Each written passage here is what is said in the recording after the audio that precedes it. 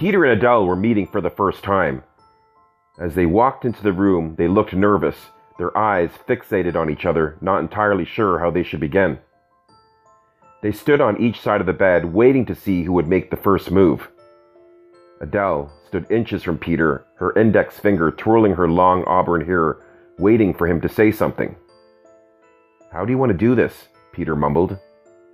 Adele wasn't sure what to do either, so without thinking, she decided to take off her sweater to make herself a little more comfortable.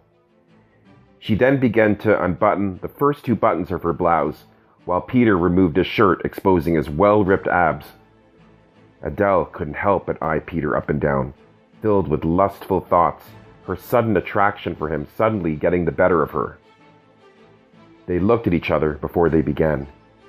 Peter then moved a little closer, while Adele positioned her body to accommodate him so they could proceed in a simultaneous rhythm. They both began to grunt and moan, along with heavy panting, their hearts pounding, sweat pouring off their foreheads, their breathing intensifying to the point of no return. Peter couldn't help but notice how beautiful Adele looked. Her sapphire green eyes, her luscious lips, her long legs rubbing up against his own. "Are we finished?" Adele said, trying to catch her breath.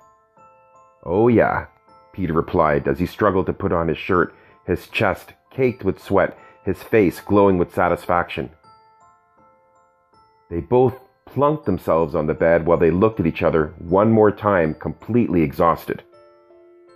Then Adele's friend Kathy walked into the room, her hands placed on her hips, looking at both her friends, roaring with laughter.